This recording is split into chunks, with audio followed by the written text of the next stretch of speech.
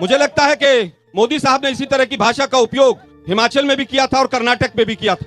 वहां पर क्या हुआ था पूरे देश ने देखा है।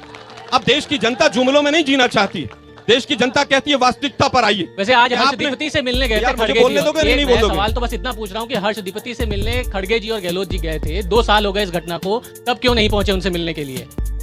मोदी जी को मणिपुर कब भेज रहे हैं? इंडिया टीम राजनीति कब भेज रहे हैं आप? नहीं, फिलहाल तो राजस्थान की बात हो रही है, उससे मिलने क्यों नहीं पहुंचे? सवाल बीजेपी से भी पूछ लिया करो, मैं तो थोड़ी सी हिम्मत रखा करो। मैं सिंपल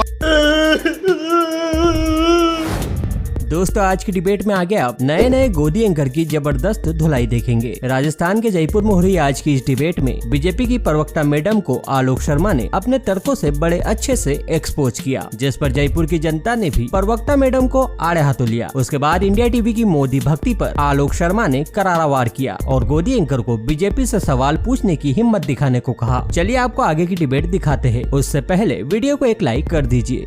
आलोक जी, कांग्रेस की सरकार है यहाँ पर, लिहाजा चर्चा की शुरुआत आपसे ही करते हैं। प्रधानमंत्री नरेंद्र मोदी राजस्थान में है, 3 दिसंबर कांग्रेस छू मंतर प्रधानमंत्री कह रहे हैं, तो जारी है सरकार? देखिए, दुर्भाग्यपूर्ण है कि देश के प्रधानमंत्री किसी सरकार को छू मंतर करने के लिए किसी राज्य में आते हैं। अरे भाई, आप देश के प्रधानमंत्री, आपका काम छू मंतर करना नहीं है, देश को आगे बढ़ाने का काम है। लेकिन जिस तरह की बौखलाहट भरी भाषा देश के प्रधानमंत्री इस्तेमाल कर रहे हैं, उससे प्रतीत होता है कि बीजेपी छू मंतर हो गई है राजस्थान से। वैसे भाषा को लेकर खड़गे जी के लिए भी बात उठ रही है कि प्रधानमंत्री के पिता के लिए जो बातें कही है, राजनीति में शुचिता इस तरीके से बरतनी चाहिए। मैं समझता हूं कि एडीआर की रिपोर्ट देश के प्रधानमंत्री को पढ़नी चाहिए कि जब से मोदी जी आए हैं तब से किस तरह की भाषा का इस्तेमाल हुआ है। किसी प्रधानमंत्री ने दूसरे पार्टी के सिंबल के लिए खूनी पंजा, 100 करोड़ की, 50 करोड़ की गर्लफ्रेंड और पता नहीं क्या क्या शब्दावली इस्तेमाल की है। आज का वो विषय नहीं है। देश के प्रधानमंत्री हमेशा से विक्टिम कार्ड खेलते हैं। 35 रुपए में पेट्रोल और 35 रुपए में डॉलर देने वाले थे, उस पर बात कीजिए। मणिपुर जाने की हिम्मत नहीं है, यहाँ पर आकर बड़ी बड़ी बातें बनाते हैं। राखी जी, विक्टिम कार्ड खेलते प्रधानमंत्री मोदी जी, शर्मा जी कह रहे हैं। देखिए, जिस तरह से आदरणीय मोदी जी ने छू मंतर की बात की, मैं तो कहना चाहूंगी छू मंतर हम कर रहे हैं लोकतंत्र के माध्यम से।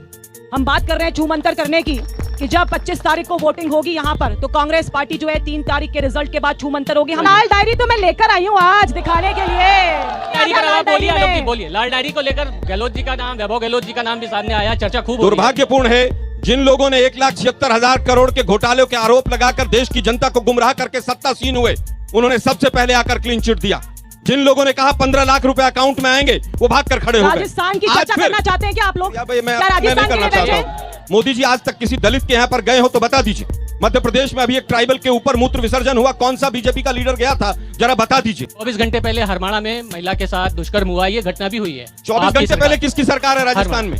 नहीं, उस सरकार के साइड इलेक्शन कमीशन की सरकार है। क्या बात करते हैं? जिस समय पर कोड ऑफ कंडक्ट लागू हो जाता है, केंद्र सरकार इलेक्शन कमीशन के अंदर एडमिनिस्ट्रेशन चला जाता है। लेकिन दुर्भाग्य है, शायद आप लोगों को पता नहीं है इस बात का। देखिए, कानून सिर्फ होना नहीं चाहिए, दिखना भी चाहिए, न्याय दिखना भी चाहिए। जनता को नहीं नजर आ रहा कहीं पर न्याय। माफी नहीं मांगी, उसके बावजूद टिकट मिला। देखिए, मैं समझता हूं कि इस तरह का बयान कोई भी सभ्य समाज स्वीकार नहीं कर सकता है, मैं भी नहीं करता हूं। लेकिन जो मुख्यमंत्री जीन्स के अंदर फटी हुई के झांकते थे, वो किस पार्टी के थे, जरा ये भी बता दीजिए। वैसे आज क्योंकि आप जयपुर में हैं, तो ये सवाल भी पूछना लाजमी है कि यहाँ से थोड़ी ही दूर पर है गणपति प्लाजा, पैसा निकल रहा है उसमें से, काला धन लॉकर से निकल रहा है। किसका है पैसा ये काली कमाई किसकी है? इसके भी तो थोड़ी चर्चा कीजिए।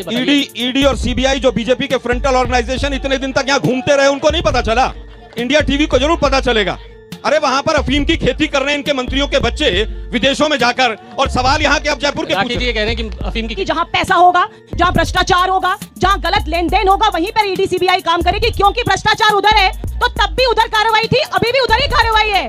और उस समय सुप्रीम कोर्ट ने कहा था कि ईडी सीबीआई आपका तोता है, बाहर है। और जब सुप्रीम कोर्ट ये कहता है कि ईडी का डायरेक्टर की नियुक्ति 5 साल से गैर कानूनी है, तब दिक्कत होती है। जब ईडी यहाँ पर जयपुर में 15 लाख रुपए लेते हुए स्वयं ईडी पकड़ी जाती है, तब दिक्कत होती है। और जब दिक्कत होती है कि जिनके ऊपर पुस्तकें निकालते हैं भ्रष्टाचार की, उनको वॉशिंग मशीन में धोकर भाजपा में शामिल कर दिया हेमंता जी ने यह भी पूछा है कि जब 200 विधायक होटल में रहते हैं, उनका खर्चा कौन देगा? इस बात पर जब सवाल होता है तो भी ईडी आती है। 1 मिनट, तब दिक्कत होती है जब मोदी जी कहते हैं कि चक्की पिसिंग एंड चक्की पिसिंग एंड चक्की पिसिंग। इनको जेल में होना चाहिए। है सुरेश ढाका मास्टरमाइंड अभी तक गिरफ्तार नहीं हुआ है। आलोक जी, राजस्थान में कितने लोग गिरफ्तार हुए और जेल भी गए? 22 पेपर गुजरात में लीक हुए, एक भी अरेस्ट नहीं हुआ। 24 साल से सरकार है उनकी, आप सवाल पूछ सकते हैं। राजीव पूछ सकते गांधी आप। स्टडी सर्कल के लोग नहीं गए पूछ क्या सकते, जेल में? हिम्मत राखी जी का नौकरी जवाब तो चली दीजिए, जाएगी। हम तो बचा पूछ ही रहे लिया। हैं। राखी जी से है और बात बार बार ये हो रही है कि राजस्थान में राजस्थान की बात करें।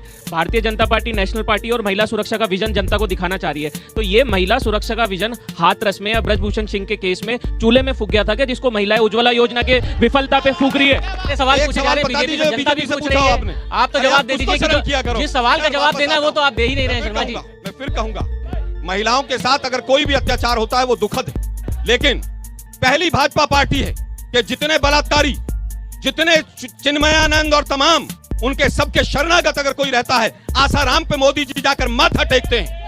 कांग्रेस पार्टी कभी देखिए, ऐसा नहीं फिर से करती मनीष जी है। अपनी कांग्रेस बातों पार्टी की बात नहीं बलात्कारियों के साथ करेंगे। नहीं खड़ी होती है।